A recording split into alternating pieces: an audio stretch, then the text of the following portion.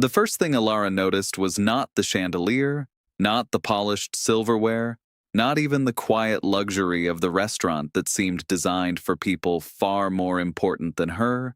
It was the smile.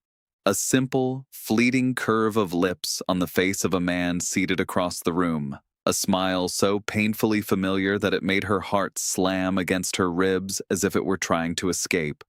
For a moment, the world lost its sound. The clinking glasses dissolved into silence. The murmurs of other diners faded, and time itself seemed to hesitate. Because that smile did not belong to a stranger.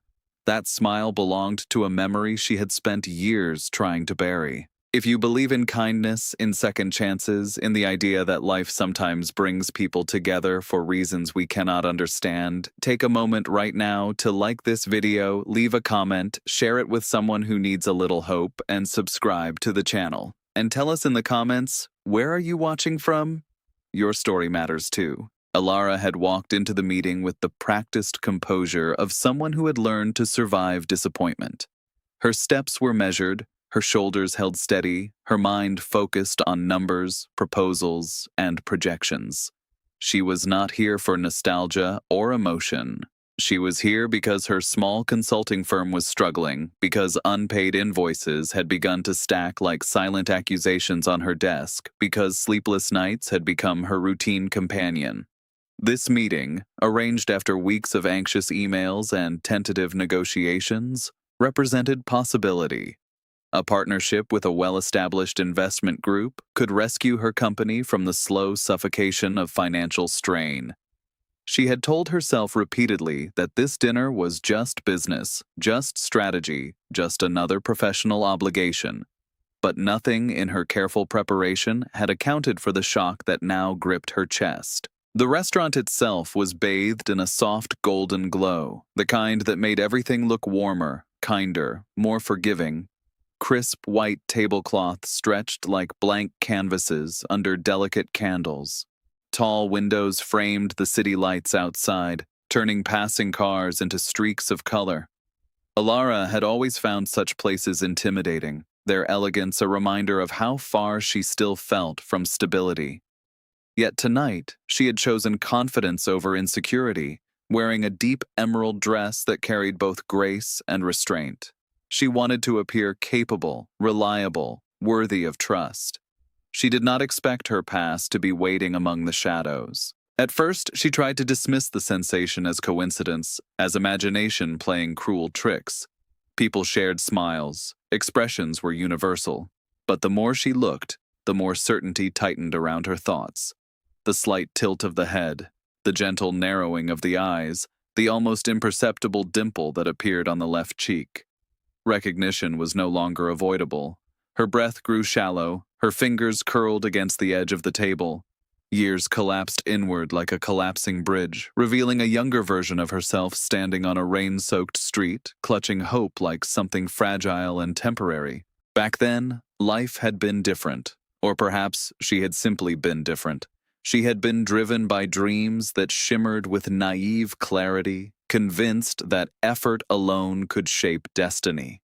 In those days, she had known a boy named Corvin, whose laughter carried an effortless lightness, whose optimism felt contagious, whose presence had once made the world appear less uncertain. They had shared ambitions, late-night conversations, and the reckless confidence of youth. Corvin had been the one who believed when Alara doubted, who encouraged her to start her own firm when fear whispered caution. And then, just as suddenly, he had vanished from her life, leaving behind unanswered messages and a silence that carved wounds deeper than anger ever could. The disappearance had been abrupt, inexplicable, devastating. Alara had searched for explanations with desperate persistence, cycling through confusion, resentment, grief. Had she misjudged him? Had she imagined their connection? Had something terrible happened? No closure arrived, only the slow realization that some stories ended without resolution. In time, she hardened. She built walls around her trust, replaced idealism with caution, buried vulnerability beneath determination. Her company became both refuge and battlefield, a place where she could channel pain into productivity. Yet even success, when it came in modest waves, could not fully erase the quiet ache of abandonment. Now, seated in that glowing restaurant, Ilara felt the past surge like a tidal wave. The man across the room was older, his features sharpened by time, his posture marked by confidence and experience. But the smile remained unchanged, carrying the same warmth that once convinced her the future was limitless. It was Corvin, not a memory, not a resemblance, but Corvin himself, undeniably real and impossibly present. The shock was not merely recognition, it was the collision of two separate lives, two timelines that were never meant to intersect again. Her mind scrambled for logic. What were the odds? Why here? Why now? Why during the most crucial meeting of her professional life? Fate seemed to possess a twisted sense of humor, resurrecting ghosts precisely when stability was within reach. Ilara felt anger flicker beneath the disbelief, an old resentment stirring like embers reignited by sudden wind. Yet alongside the anger came something more unsettling: curiosity. Questions she had silenced years ago rose insistently. Where had he been?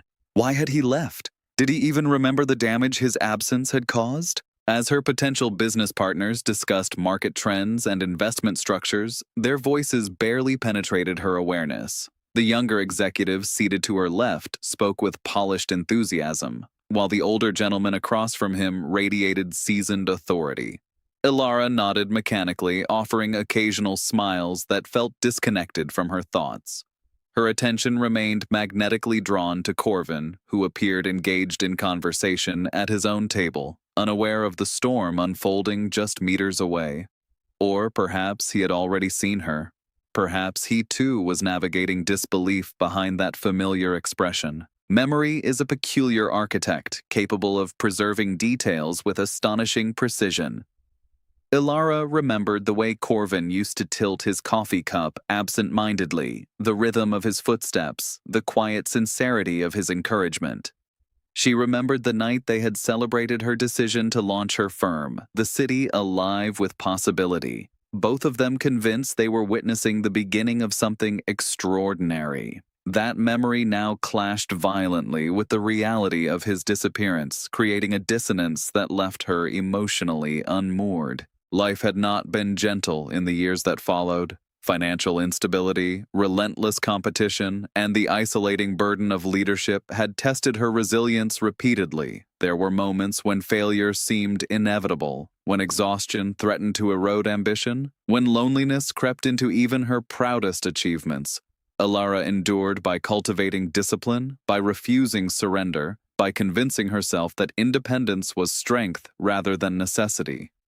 Yet beneath that hardened exterior lingered a quiet longing for understanding, for reconciliation with the unanswered chapter of her youth. Across the room, Corvin finally turned. The movement was subtle, almost accidental, yet its impact was seismic. His eyes met hers, and the world shifted once more. Surprise flashed across his face, followed by something deeper, more complicated: recognition, regret, unspoken history compressed into a single gaze. Ilara felt her pulse thunder, every carefully constructed emotional barrier trembling under the weight of that silent acknowledgement. In that suspended moment, neither success nor failure mattered, only truth.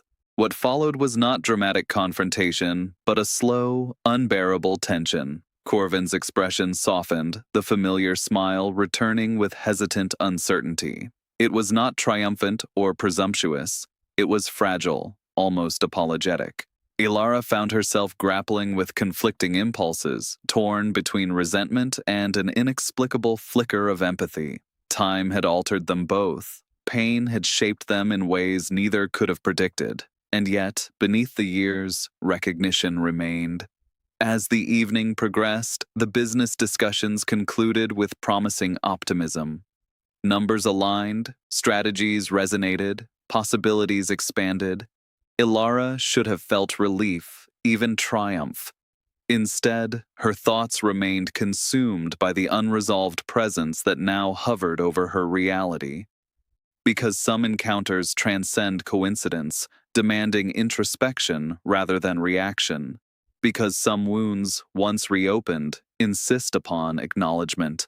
Near the end of the dinner, emotions swelled with unexpected intensity.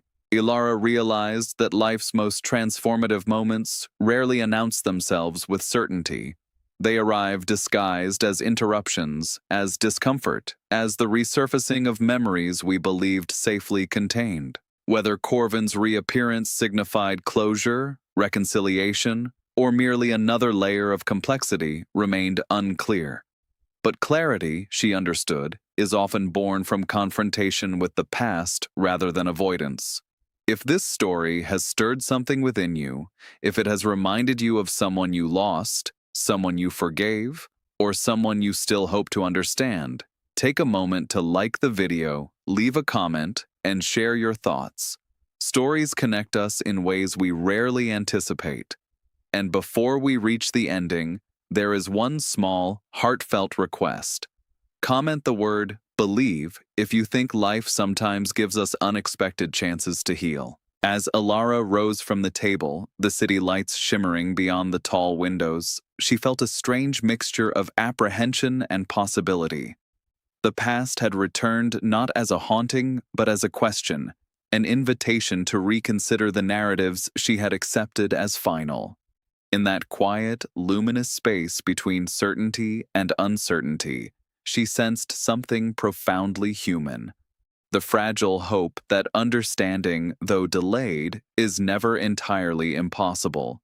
And sometimes, the most powerful turning points begin with nothing more than a familiar smile glimpsed across a crowded room,